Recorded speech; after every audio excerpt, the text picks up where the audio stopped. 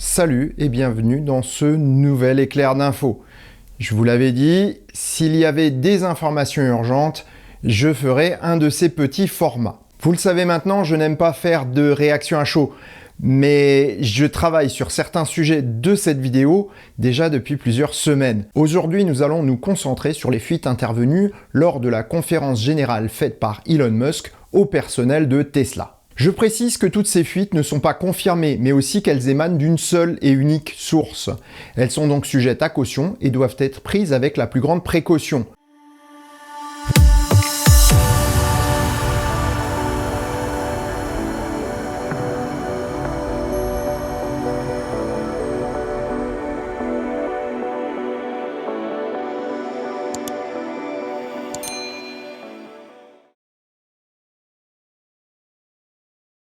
Plusieurs nouvelles sont à noter dans le cadre de la Compact. En premier lieu, ce n'est pas une, mais deux voitures qui sont en cours de développement.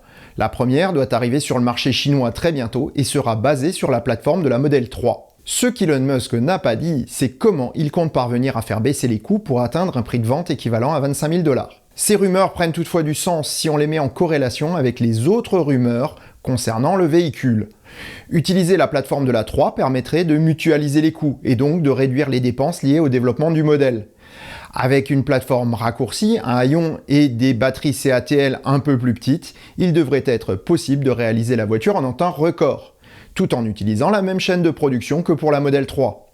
Autre information révélée par les fuites, l'appellation de la nouvelle Compact n'adoptera plus le préfixe modèle, comme pour les S, X, 3 ou Y, et encore moins Model 2. Pour la version américaine de la Compact, peu d'informations ont filtré, si ce n'est qu'elle devrait être totalement autonome. La sortie fin septembre de la version 10 du système FSD devrait permettre des déplacements totalement autonomes, de porte à porte, comme le dit le patron de Tesla. Elon a suggéré que ces autos pourraient se passer de volant et de pédale. Comme toujours, cette affirmation est à prendre avec précaution et sous-entend une évolution de la législation qui pourrait retarder une telle version. Rien n'a par contre été dévoilé sur l'architecture batterie de ces autos.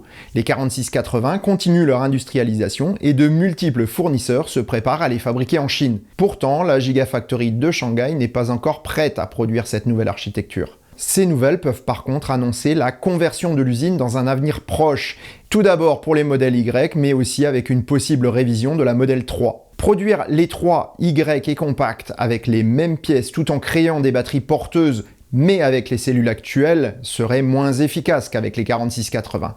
Mais tout à fait possible, comme Elon l'a annoncé sur Twitter avec un plan backup basé sur les 2170. Un tel pack serait une bonne proposition de transition, le temps d'avoir les batteries Roadrunner en quantité suffisante.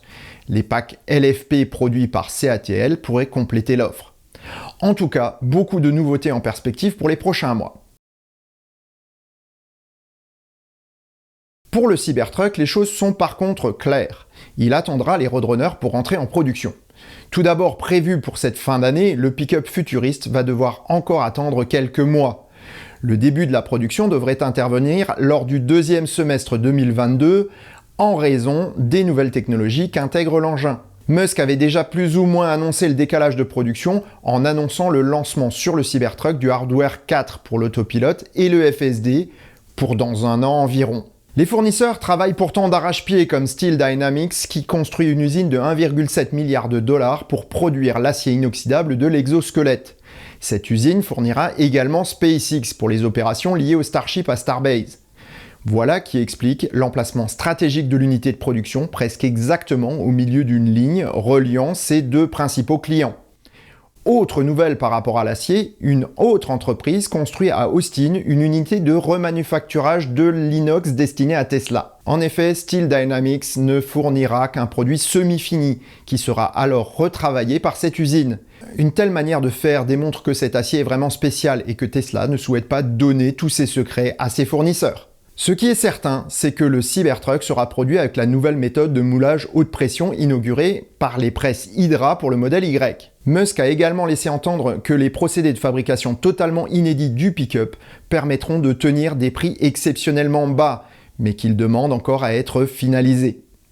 On peut penser à une extension des pièces moulées à toute la structure interne du véhicule. La commande de presse Hydra de 8000 tonnes contre 6000 pour les soubassements laisse augurer une extension de cette technologie au flanc interne de la voiture. Les seuils de porte et pieds milieu pourraient bien être produits de la sorte. Avec l'exosquelette en acier plié, l'absence de peinture ou de pièces en acier embouti, la fabrication du Cybertruck sera simplifiée à l'extrême. Au final, si la mise en production interviendra plus tard que nous ne l'avions espéré, les cadences permises par ces nouvelles techniques permettront de livrer les commandes plus vite qu'avec une méthode traditionnelle. Que dire en conclusion ? Beaucoup de choses ont été dites concernant ces fuites d'informations et pas mal d'interprétations sont mises en avant. Pour ma part, je suis en attente des communications officielles pour me faire une idée de la situation. Tesla a fort à faire en ce moment avec le modèle Y et les 2 usines qui doivent démarrer la production pour la fin d'année. Austin a commencé la pré-production et les premières voitures sont attendues en octobre en sortie de chaîne de Berlin.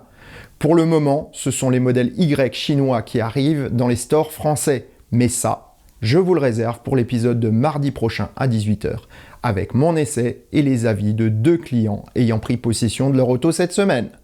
Et sur ces bonnes paroles, je vous souhaite bonne route et vous dis à bientôt pour un prochain épisode de Long Range. Portez-vous bien, salut!